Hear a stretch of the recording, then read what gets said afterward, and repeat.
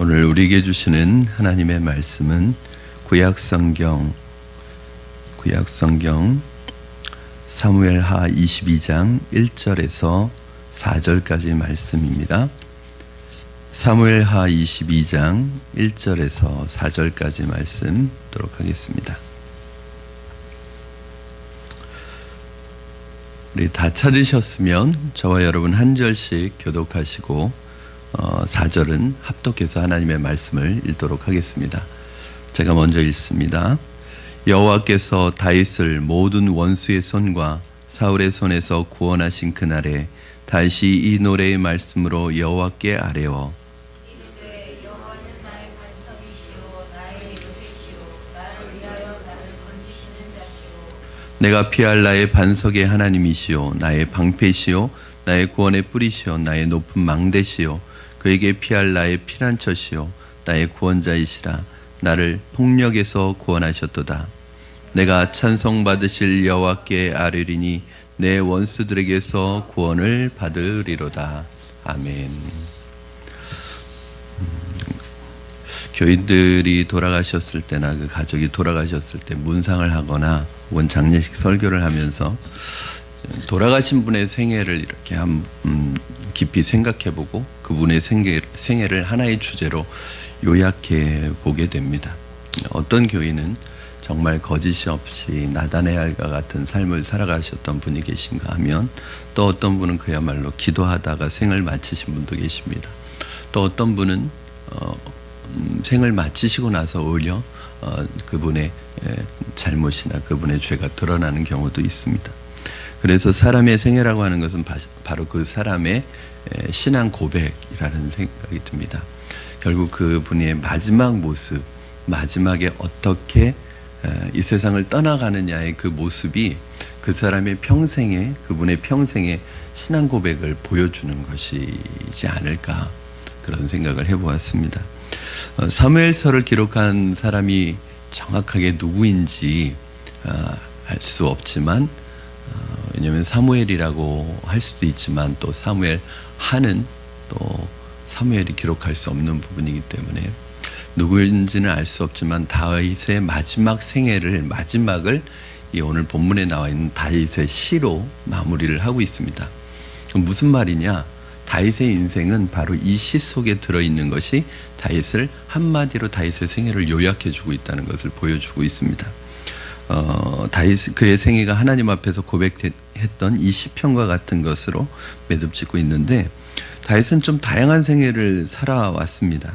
여러분 잘 아시는 것처럼 어렸을 때는 비천한 목동이었고 또 아주 하프를 잘 연주하는 연주가이기도 했고 하나님 앞에 예배를 찬양을 하는 그러한 예배자이기도 했습니다. 또 설교를 아주 기가 막히게 연설을 잘하는 사람이기도 했지만 또 최종적으로는 이스라엘의 왕으로 그렇게 쓰임받았던 참 파란만장한 생애를 보냈던 사람입니다. 이제 사무엘하가 이제 마무리돼 가면서 다윗의 인생도 이렇게 조명을 해보는 것입니다. 그런 다윗이 자신이 하나님의 은혜를 가장 많이 받은 기간은 언제였느냐를 다윗 스스로는 뭐라고 말하고 있냐면 내가 가장 하나님의 은혜를 아주 가깝게 받고 가장 뜨겁게 체험했던 때는 군인으로 있을 때 적들과 전쟁을 하고 적들에게 쫓길 때 가장 위기에 있을 때 심지어는 생명의 위협을 느끼는 그러한 벼랑에 있을 때 하나님의 은혜를 가장 뜨겁게 체험했다는 거예요. 다윗은 이 체험을 자기 인생의 최고의 보물로 삼았습니다. 여러분들에게는 이 보물이 있는지 모르겠습니다.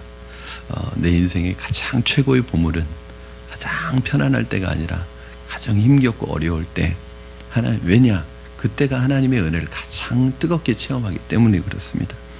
오늘 1절 말씀 한번 여러분 같이 읽겠습니다. 1절 시작. 여호와께서 다윗을 모든 원수의 손과 사울의 손에서 구원하신 그날에 다윗이 노래의 말씀으로 여호와께 아뢰어. 오늘 본문 이제 다윗의 이 승전가가 51절까지 있는데 오늘 이제 28절까지 절반을 보게 될 거예요. 여러분 도대체 다윗이라는 이 탁월한 신앙의 인물은 어떻게 해서 만들어졌을까? 요즘 우리가 생각하는 것처럼 미국 유학을 갔다 온 것도 아니고 고시 공부를 했던 사람도 아니고 그렇다고 뭐 배경이 그렇게 좋았던 사람도 아니었습니다. 오히려 비천한 목동 출신이었음에도 불구하고 어떻게 그렇게 탁월한 신앙, 탁월한 믿음의 지도자가 될 수 있었을까? 놀랍게도 우리가 생각하는 것과 전혀 예상을 빗나가는 이유가 있었어요. 뭐냐면 바로 이 사울이라는 용광로 속에서 고난과 시련을 겪으면서 오늘날의 이 믿음의 지도자로 만들어지고 다듬어졌다는 거예요. 그러니까 다윗을 현재의 왕으로, 이스라엘의 왕으로 이 탁월한 모든 지혜와 용기를 가진 이스라엘의 최고의 통치자로 세워지고 만들어지는데 가장 결정적인 기여를 한 사람이 누구예요? 사울이었다는 거예요. 놀랍지 않습니까? 어떻게 보면 다윗의 인생 속에서 가장 만나고 싶지 않았던 사람, 내 인생 속에서 어쩌면 없었으면 좋았을 뻔한 사람, 그 사람이 오늘날 다윗을 만드는 데 있어서 결정적인 역할을 한 사람이었다는 거예요. 그만큼 사울 왕은 다윗에게 큰 시험거리였지만 다윗은 사울로부터 모진 공격을 견디면서 정말 위대한 지도자로 만들어졌습니다. 어떤 경우에는 사울이 하는 것을 보면서 나는 절대로 저렇게 살지 말아야지라는 교훈을 얻었을 것이고, 어떤 경우에는 절대적인 위기 가운데서 하나님을 의지하는 법을 배웠을 것입니다. 그런데 사무엘하 본문 오늘 말씀을 보면 여러분 시편에 있는 말씀과 굉장히 유사하죠. 시편 18편에 있는 말씀과 몇 부분을 제외하고는 거의 똑같다고 보시면 됩니다. 그렇죠? 자, 18편 1절은 이렇게 시작합니다. 나의 힘이신 여호와예요. 옛날 성경은 나의 힘이 되신 여호와여 내가 주를 사랑하나이다. 이게 빠져 있어요. 오늘 본문에는. 그렇지만 사실은 다윗의 생애를 한마디로 요약해 주는 게 뭐냐면 바로 이 다윗의 생애의 주제가 되는 구절이 나의 힘이신 여호와. 그러니까 다윗에게 있어서 두 가지 인생의 주제가 있습니다. 다윗에게 있어서 힘은 뭐였냐면 누구였냐면 하나님이 힘이셨어요. 그리고 두 번째는 다윗은 하나님을 사랑했습니다. 이 하나님을 사랑한다는 건 하나님을 자랑한다는 것인데 그것이 다윗의 생애를 말해주는 것이었어요. 여러분, 다윗에게는 다른 사람에게는 없는 특별한 능력이 있었는데 그것이 무엇이냐면 위기 속에서 하나님의 능력을 끌어다 쓰는 그런 특별한 능력이 있었어요. 하나님의 도움을 받는 능력이 있었어요. 사실 이렇게 할 수 없어서 문제지, 만약에 어려울 때 하나님의 실제적인 도움을 끌어다 쓸 수 있다면 언제 어디서 무슨 일을 당하든지 무슨 걱정과 염려가 있겠습니까? 다윗은 어렸을 때부터 예외 없이 고난과 위기 속에서 이 하나님의 도우시는 것을 실제적으로 체험해서 왔어요. 그래서 다윗에게 있어서는 하나님의 이 힘이 실제적인 힘이었습니다. 다윗이 나의 힘이신 여호와예요 라고 할 때 그 힘은 그냥 추상적인 어떤 고백적인 것이 아니라 바로 실제 자신의 삶에서 자신을 구원했던 힘들이었습니다. 여기서 내가 주를 사랑하나이다, 이 말은 내가 주님을 자랑합니다 라는 뜻을 가지고 있어요. 사람마다 자기가 자랑하는 것이 다 다를 거예요. 어떤 사람은 자신의 학벌을 자랑하고 싶은 사람도 있을 것이고, 어떤 사람은 자신의 신분을 자랑하고 싶은 사람도 있을 것이고, 사람마다 자랑하고 싶은 것이 다 다를 거예요. 그런데 다윗에게 있어서 가장 중요한 자랑은 무엇이었냐면 바로 하나님이 바로 다윗의 가장 큰 자랑거리였습니다. 왜요? 하나님께서 결정적인 순간마다 다윗을 도와주셨고 그를 높여주셨기 때문입니다. 그래서 그 하나님께 대한 고백을 쏟아놓는 것이 2절 3절 말씀이에요. 우리 2절 3절 같이 읽겠습니다. 시작. 이르되 여호와는 나의 반석이시요 나의 요새시요 나를 위하여 나를 건지시는 자시요 내가 피할 나의 반석의 하나님이시요 나의 방패시요 나의 구원의 뿌리시요 나의 높은 망대시요 그에게 피할 나의 피난처시요 나의 구원자시라 나를 폭력에서 구원하셨도다. 아멘. 이 10개의 고백을 쏟아놓고 있는데 시편 18편보다 2개가 더 많습니다. 여러분, 다윗은 위기 때마다 하나님께 피했습니다. 그랬다 하나님께서 하나님은 다윗에게 피할 수 있는 바위가 되어주시고 요새가 되어주시고 또 반석이 되어주시고 산성이 되어주시고 방패가 되어주셨습니다. 여러분, 그 어떤 위험이 찾아와도요, 그 다윗에게 그 위험, 보이지 않는 이 보호막이 있어서 그 위험이 다윗에게 넘어오지 못해요. 벼랑 끝까지 가는 위기에 몰린 적은 있어도 그 위험이 실제적으로 다윗을 삼켜버린 적은 없어요. 왜 그러느냐?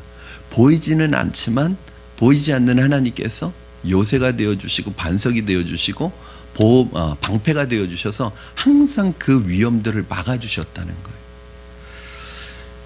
절대로 다윗을 건드리지 못하게 하셨다는 거예요. 한 번은 사울이 거의 다윗을 잡을 뻔했습니다. 그런데 다윗을 거의 잡을 뻔했는데 갑자기 블레셋 족속이 쳐들어왔어요.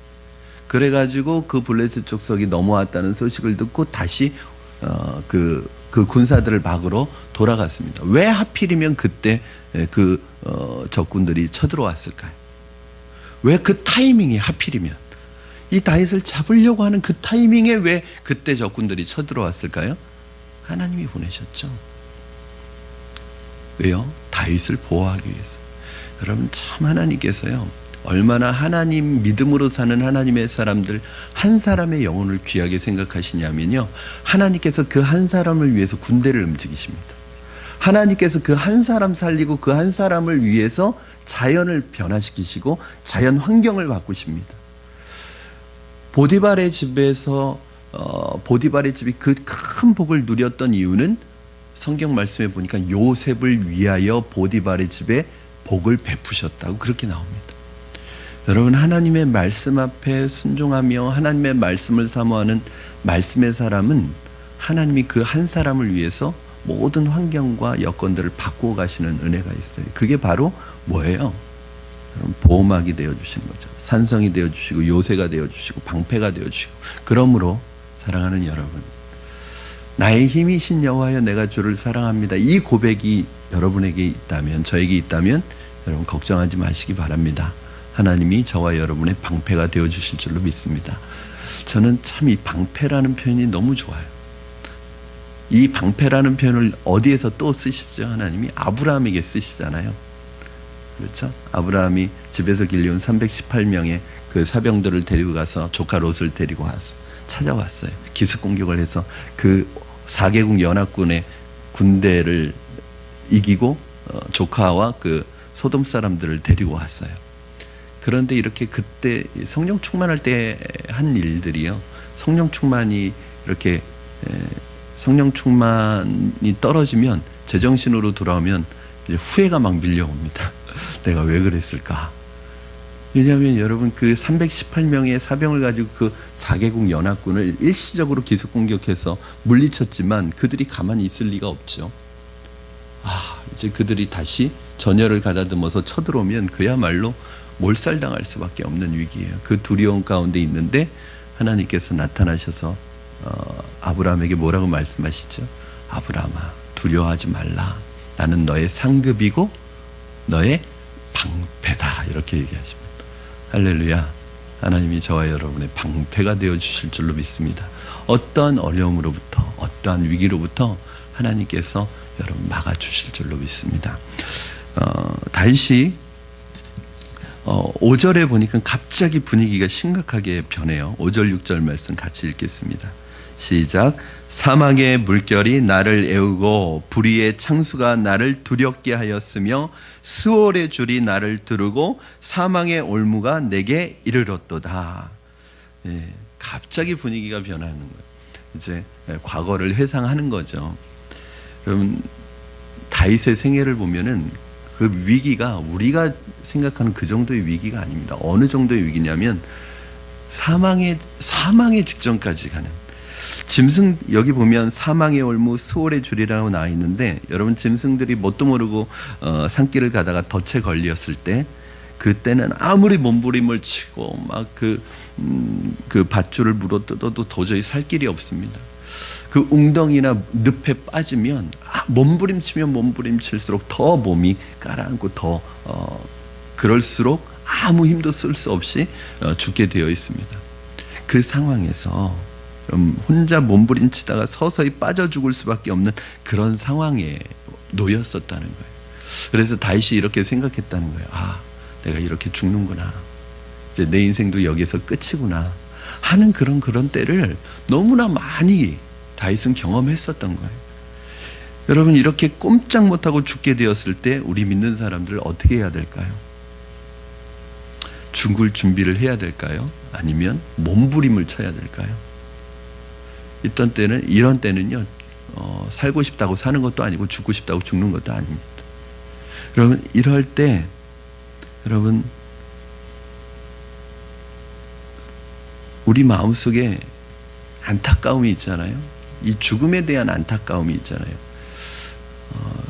이 죽음이라는 것은 우리에게 반가운 것은 아닙니다. 그렇죠?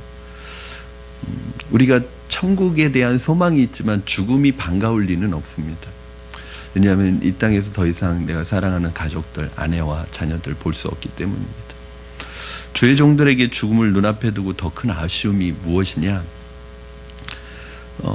저는 아직까지는 저를 주님 곁에 데려가 주세요, 이런 고백은 안 나옵니다. 사실 왜 그러냐면 주의 종들에게 있어서는 아쉬움이 있는 거죠. 어떤 아쉬움이 있냐면 한창 주의 일을 할 나이에 그만두고 가야 합니다. 주님이 나에게 더 기회를 주시지 않는구나.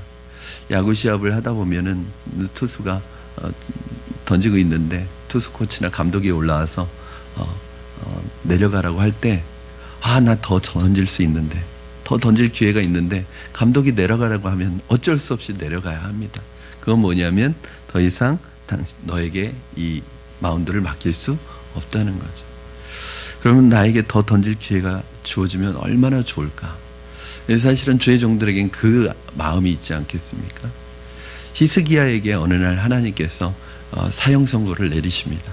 그때 히스기야가 벽을 향해서 하나님 앞에 통곡했다고 나옵니다. 통곡하면서 왜 그렇게 울면서 기도했을까요? 왜 생명을 연장시켜달라고 기도했을까요? 여러분, 그때 히스기야의 나이가 30대 후반입니다.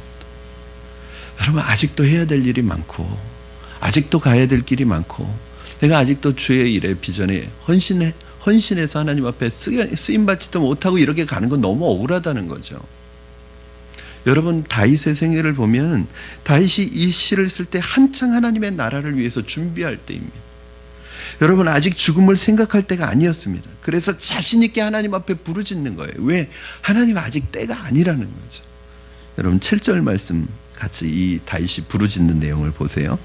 7절 시작. 내가 환난 중에서 여호와께 아뢰며 나의 하나님께 아뢰었더니 그가 그의 성전에서 내 소리를 들으시며 나의 부르짖음이 그의 귀에 들렸도다. 다윗이 지금까지 이런 연단을 받으면서도 견디는 이유가 뭐예요?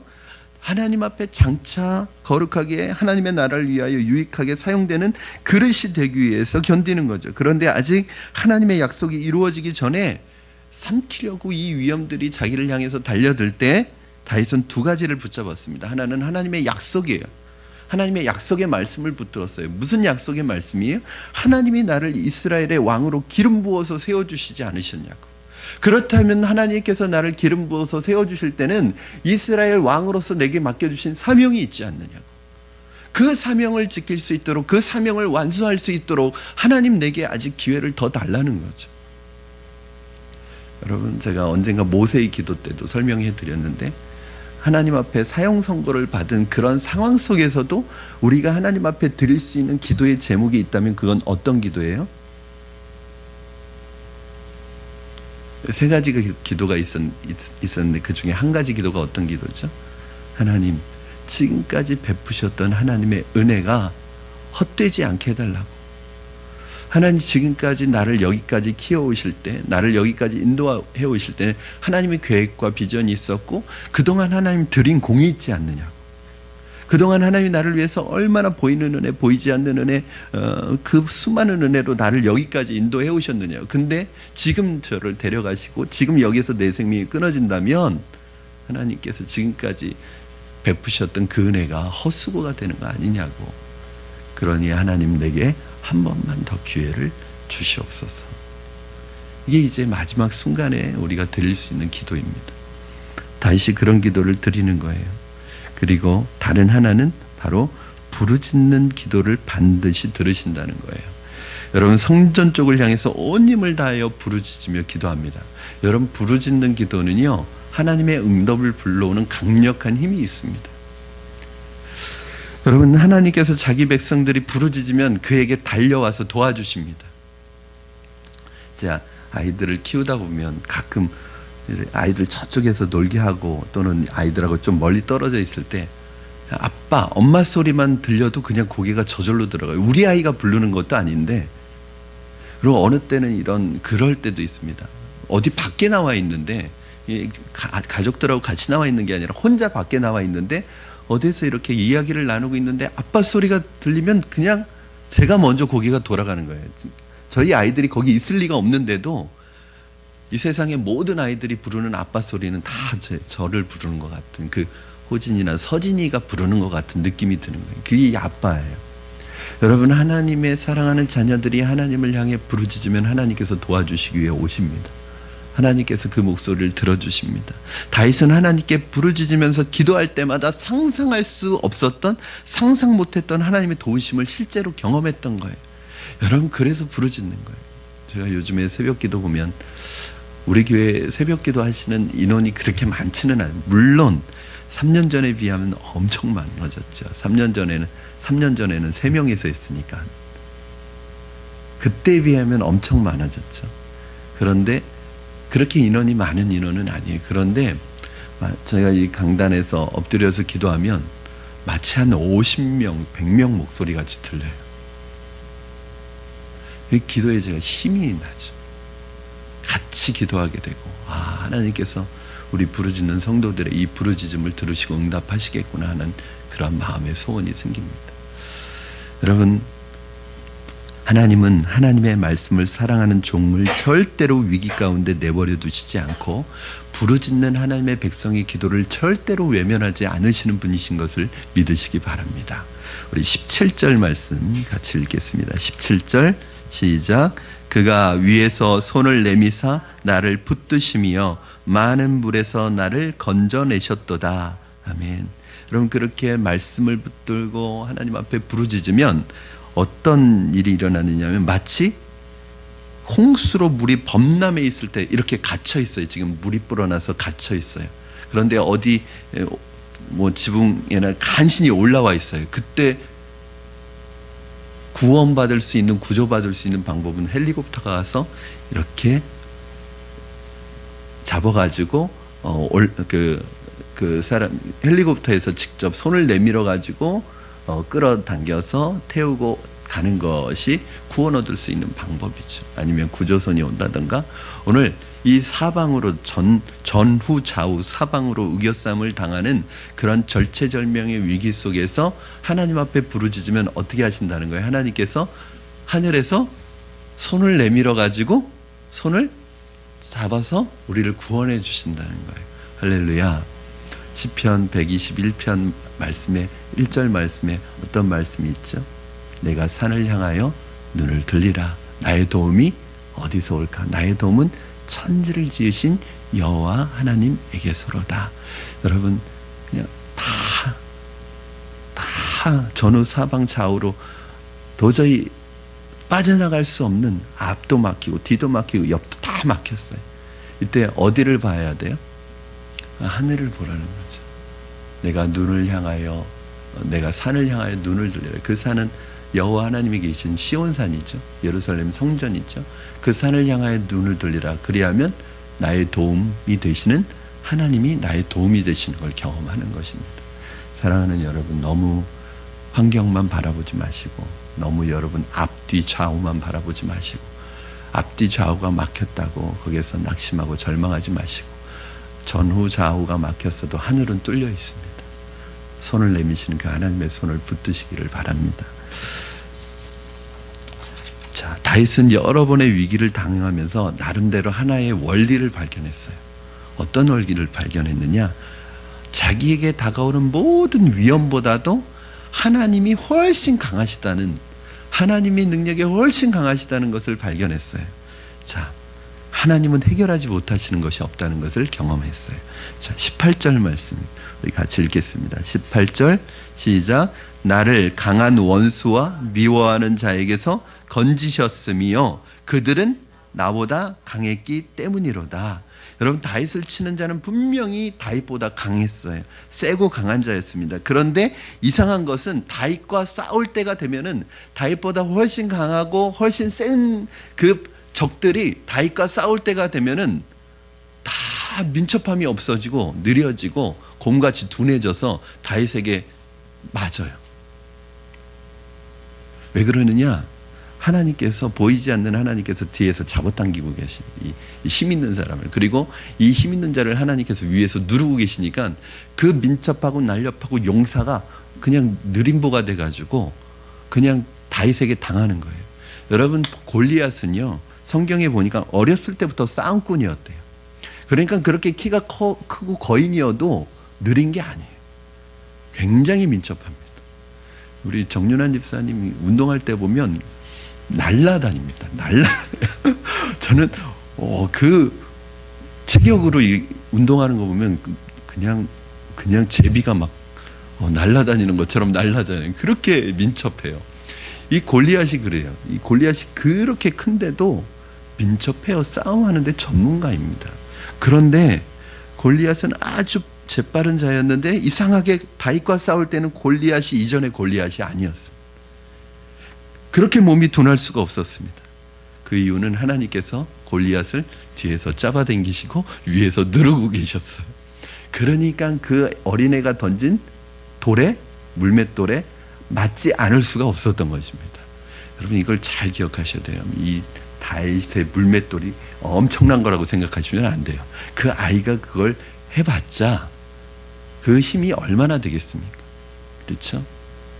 다윗의 그 노력과 그 열심 플러스 알파 하나님의 도우시는 은혜가 있었으니까 골리앗이 한 방에 물맷돌 5개 가지고 왔어요.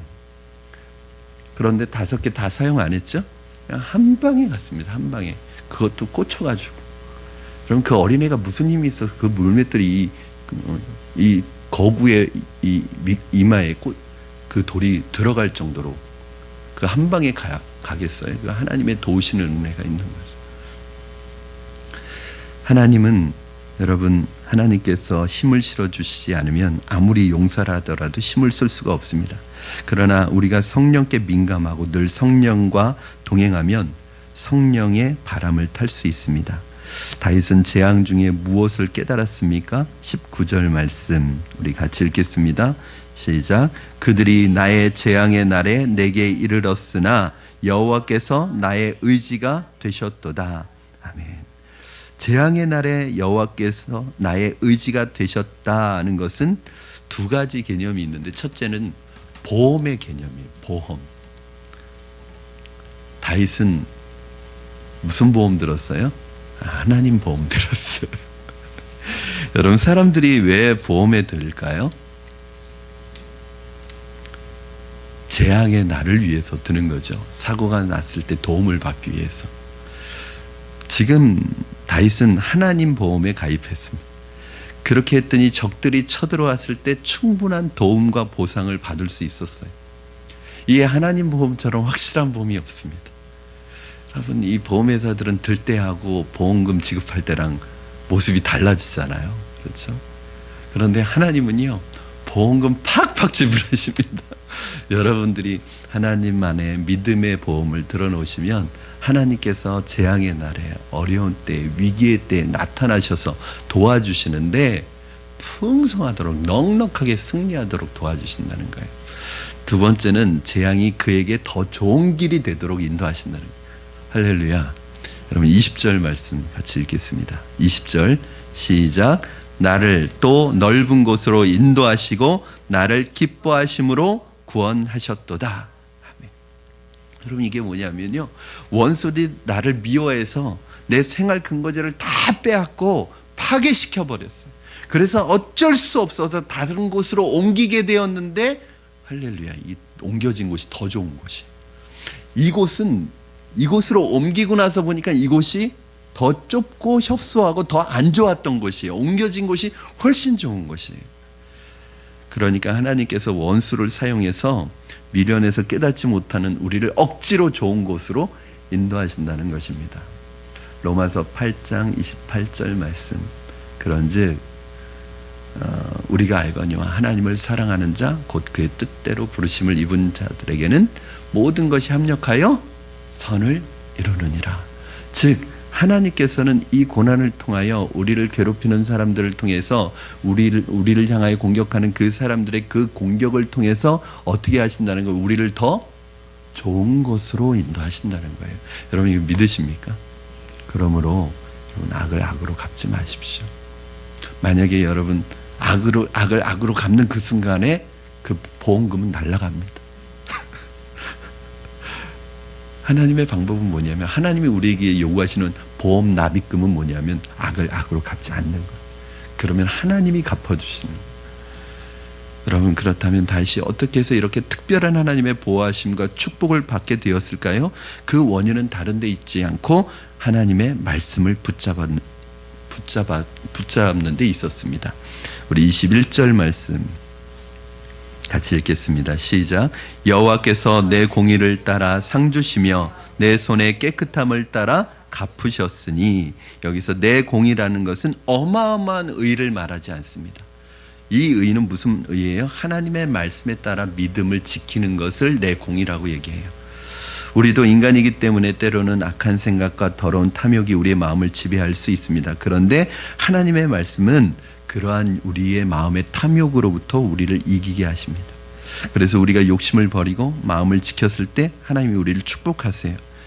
여러분 하나님은 우리가 작은 것을 참고 작은 것을 인내하는 것을 절대로 무시하지 않으시고 다 기억하셨다가 그걸 갚아주신다는 거예요. 무슨 말이냐면 여러분이 하나님의 말씀을 인내해서 지켰던 거 있잖아요. 이런 게요 없어지는 게 아니라 여러분이 순종했던 것이 작은 순종까지도 다 쌓여져서 나중에 위기의 순간에 여러분들을 도와준다는 거예요. 구원해 준다는 거예요. 여러분 이거 항상 우리 반대를 생각해 봐야죠. 그렇다면 우리의 죄는 작은 것이라도 없어지는 게 아니라 쌓여졌다가 나중에 그게 뭘로 우리에게 와요? 심판으로 오는 것과 똑같은 원리예요. 여러분이 하나님 말씀 지켜도 뭐 그 눈에 보이는 복도 없고 그냥 말씀 지키는 게 오히려 나에게 불이익만 주는 거. 일시적으로는 지금 당장은 불이익이 올 수도 있어요. 그러나 하나님의 말씀에 순종하는 삶을 살아가면 그 순종하는 삶이 여러분 차곡차곡 쌓여서 여러분이 결정적으로 어렵고 힘들 때 여러분이 지켰던 말씀의 순종 때문에 구원을 받는다는 거예요. 이게 참 놀랍습니다. 그러므로 지금 당장 눈에 보이는 것이 없어도 그냥 묵묵히 하나님 말씀에 순종하면 여러분 결정적인 순간에 하나님께서 여러분을 승리로 인도하실 줄로 믿습니다. 무엇보다 다윗의 인생 속에 하나님께서 갚아주시는 은혜가 있어요. 22절 23절 말씀 우리 같이 읽겠습니다. 시작. 이는 내가 여호와의 도를 지키고 악을 행함으로 내 하나님을 떠나지 아니하였으며 그의 모든 법도를 내 앞에 두고 그의 규례를 버리지 아니하였음이로다. 아멘. 무엇보다 다윗의 인생의 위기 때 하나님의 특별한 도우심을 받았던 것은 그가 하나님의 말씀을 붙잡았기 때문입니다. 이것이야말로 우리가 가장 안전하게 사는 비결입니다. 평소에 하나님의 말씀을 지키는 것이 위기 때 하나님의 도움을 받는 길입니다. 그래서 제가 보험이라고 말씀드리는 이유가 이 이유 때문입니다. 여기서 하나님의 율례를 지킨다, 하나님의 법도를 내가 지킨다는 말은 단순히 기계적으로 그 많은 율법의 조항들을 지킨다는 것을 의미하지 않고 이것은 하나님의 말씀에 자신을 헌신한다는 말씀입니다. 하나님의 말씀의 눈으로 모든 것을 보고 말씀 안에서 생각하고 말씀 안에서 행하고 말씀에 자신의 모든 미래를 걸 때, 즉 말씀에 내 삶 전체를 헌신하게 될 때, 우리가 그렇게 할 때 지금 당장은 손해보게 되어 있지만 하나님께서 반드시 선한 것으로 좋은 것으로 갚아주시는 은혜가 있을 줄로 믿습니다. 결국 하나님의 말씀에 의지하여 믿음으로 살기 시작한 사람은 믿음의 길만이 영원한 생명의 길임을 알게 되고 다른 길을 쫓아갈 수가 없다는 거예요. 하나님의 말씀을 붙들고 살아가는 사람이 다른 길을 쫓아갈 수 없어요. 두 가지 의미에서 그래요. 첫째는 하나님의 말씀을 따라가는 것이 얼마나 복된 삶인가를 알게 돼요. 그리고 하나님의 말씀을 쫓아가다 보니까 그때는 어려운 것 같지만 뭔가 내 삶에 흔들림이 없는 아주, 그러니까 내면적으로 묵직한 어떤 신앙의 중심이 딱 잡혀가지고 웬만해서는 흔들리지 않아요. 그러니까 말씀을 따라 살아가는 삶이 재미있어요. 행복해요. 아, 이게 진짜 신앙생활 하는 거구나. 내가 왜 그때는 이렇게 신앙생활 안 했을까? 정말 말씀과 동행하고 말씀을 붙들고 사는 삶이 너무 행복해요. 죄를 쫓아갔던 그때 생각할 수도 없습니다. 왜냐하면 여러분, 우리가 죄를 경험해 본 적 있죠. 죄를 경험했을 때 죄가 주는 죄는요 참 독특해요. 처음에는 온갖 좋은 거 다 줄 것처럼 유혹합니다. 근데 일단 죄에 빠지고 죄에 유혹돼서 죄에 넘어가면 결과는 어때요? 평안이 없어지고 행복하지 않고 비참하게 만듭니다. 막 죄가 자기 마음대로 자기 원하는 대로 끌고 다니면서 노예로 삼습니다. 그 경험이 좋은 경험이겠어요? 아니요. 고통스러운 경험이에요. 그런데 하나님의 말씀을 따라 살다가 보니까 하나님의 말씀을 따라 사는 건 지금 당장은 좀 어렵고 힘들어요. 손해도 있어요. 그러나 내 인생에 뭔가 진짜 목적을 향해서 걸어가는 그 묵직한 중심이 있다 보니까 행복해요. 많이 먹지 않아도 행복하고 많이 누리지 않아도 행복해요. 그 행복과 바꿀 수가 없는 거예요. 그러니까 하나님의 말씀을 따라가는 삶이 결국은 죄를 쫓아가지 못하게 만듭니다. 그리고 또 하나, 여러분 24절 25절 말씀 한번 보시겠습니다. 24절 25절 시작. 내가 또 그의 앞에 완전하여 스스로 지켜 죄악을 피하였나니 그러므로 여호와께서 내 의대로 그의 눈앞에서 내 깨끗한 대로 내게 갚으셨도다. 아멘. 이게 무슨 말이냐면 의인은 하나님 앞에서 완전하다. 그 이유는 하나님께서 죄를 지을 틈을 주시지 않는다는 거예요. 여러분, 가장 불쌍한 사람이 어떤 사람인지 아세요? 돈은 많은데 할 일이 없는 사람. 여러분, 돈도 많고 할 일이 없다는 것은 그 사람 실컷 죄나 지으라는 얘기거든요. 돈 많은데 시간도 많아. 근데 할 일은 없어. 죄짓기 3박자면 죄짓기 딱 좋은. 근데 사람들은 그걸 원해요. 돈도 많고 시간도 많고 그냥 할 일도 없었으면 좋겠다. 아, 직장 뭐하러 다니냐. 그냥 집에서 놀면서 있어도 돈이 펑펑 나왔으면 좋겠다. 그런 삶을 원하잖아요. 그럼 뭐하고 똑같냐면 지옥 가고 싶습니다. 그거하고 똑같아요. 여러분, 그래서 절대로 그런 사람들을 부러워하시면 안 됩니다. 의인이 완전할 수밖에 없는 것은 하나님께서요, 하나님의 사람들이 완전한 사람이 될 수밖에 없는 이유는 하나님이요, 죄를 짓기만 하면 하나님께서 두들겨 패셔가지고 토해내게 만드십니다. 그러니까 죄를 지을 틈이 없어. 그게 이제 지금 다윗이에요. 여러분, 다윗이 무슨 죄를 그렇게 일생 동안 죄 지으면서 살았어요?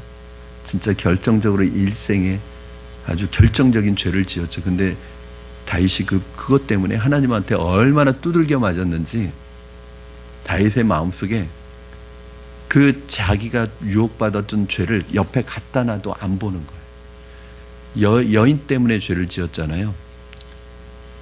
나중에는 더 이쁜 여인을, 그 더 젊은 여인을 옆에 침실에 데려다 놨는데도 눈이 안 가는 거예요. 하도 당해. 하나님한테 맞아가지고, 여러분, 그 상태로 만들어 주십니다. 하나님이. 그냥 죄를 거들떠 보지도 않게 만드세요. 이게 하나님의 은혜예요. 그래서 하나님께서 정말 죄에 대해서 진절머리가 나게 만드세요. 만약에 내가 죄를 지었는데도 하나님의 그런 마음의 고통과 그런 고통이 없이 그 죄가 은근슬쩍 지나가게 되면은 나중에 죄를 한 번 지으면 하늘이 무너질 줄 알았는데, 지나가다가 벼락이 떨어질 줄 알았는데 괜찮네? 그리고 또 조금 더 큰 죄를 지어요. 괜찮네? 그렇게 계속 죄를 지어요.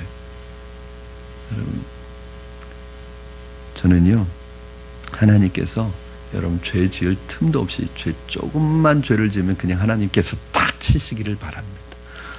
그래서 정말 죄 지을 수 없는, 그러면서 내 스스로 나는 죄 지으면서 살아갈 수 없는 인생이구나, 나는 하나님 말씀대로 살아갈 수밖에 없는 인생이구나 라는 것을 깨닫고 하나님 앞에 그렇게 살아가는 것이 내 인생의 행복이라는 것을 경험하고 느끼시는 여러분 되기를 주님의 이름으로 축원합니다.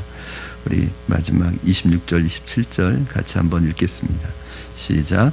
자비한 자에게는 주의 자비하심을 나타내시며 완전한 자에게는 주의 완전하심을 보이시며 깨끗한 자에게는 주의 깨끗하심을 보이시며 사악한 자에게는 주의 거스리심을 보이시리라. 아멘. 우리가 남에게 자비로우면 주님도 우리에게 자비로우십니다. 그래서 하나님의 축복을 계속 받으려면 다른 사람에 대한 자비를 끊으시면 안 됩니다. 내가 용서해 주지 않는데 내가 하나님 앞에 용서해 달라는 말 할 수 없다는 거예요.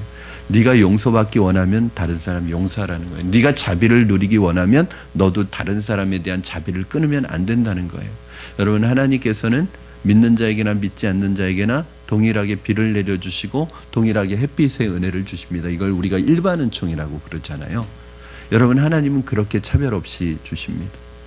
여러분, 우리가 믿는 사람이든 믿지 않는 사람이든 모두에게 사랑을 받게 하시고 신뢰를 받게 하려면 우리가 믿는 사람이든 믿지 않는 사람이든 모든 사람에게 사랑을 베풀어야 합니다. 그래야지 믿지 않는 사람에게도 사랑받게 만드십니다. 인정받게 만드십니다. 우리는 굉장히 신앙생활을 믿는 사람 위주로 합니다. 믿는 사람에게는 친절을 베푸는데 믿지 않는 사람은 저 사람하고 나하고 뭐 볼 일 있겠어? 저 사람 나하고, 저 사람 믿지 않는 사람이니까 저 사람 나름대로 살아가라고 하지. 그러면 그때부터는 그 사람으로부터 오는 자비와 인정도 없어요.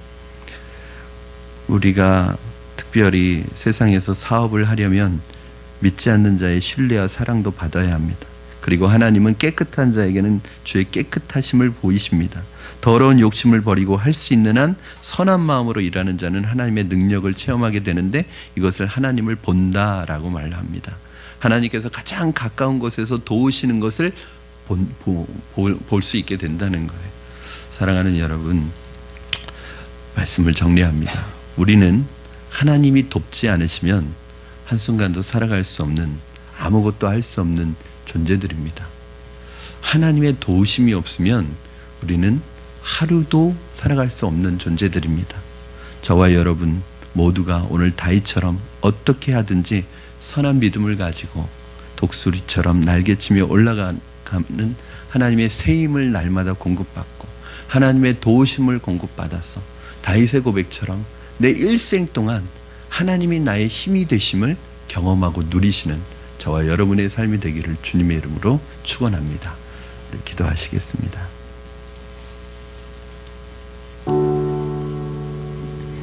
우리 이 시간에 함께 기도하도록 하겠습니다. 주님 앞에 우리 연약함을 고백했으면 좋겠습니다. 하나님 은혜 없이는 아무것도 할 수 없는 연약한 존재라는 것을 좀 믿음으로 고백했으면 좋겠습니다. 다윗의 고백처럼 나의 힘이신 여호와여, 내가 주를 사랑하나이다. 일생 동안 하나님의 힘이 나의 힘이 되어주시고 그 도우심을 경험하는 삶을 살게 하시고 주님의 도우심으로 말미암아 넉넉히 승리하게 하시고 이기게 하여 주시옵소서. 하나님, 주님 앞에서 온전한 사람이 되기를 원합니다. 의인은 오직 믿음으로 말미암아 살리라 말씀하셨사오니 주님 앞에 믿음으로 나아갈 때, 말씀 붙들고 부르짖으며 기도하며 나아갈 때 그때마다 하나님의 도우심을 경험하게 하시고 말씀의 은혜가 우리에게 늘 있어서 그것이 마치 보험처럼 우리가 어렵고 힘든 상황에 하나님의 도우심을 경험하는 축복의 통로가 될 수 있도록 주님 축복하여 주시옵소서. 우리 말씀과 기도의 사람으로, 하나님만 의지하는 믿음의 사람으로 삼아달라고 이 시간에 우리 같이 합심하여 기도하며 나가도록 하겠습니다. 기도하시겠습니다.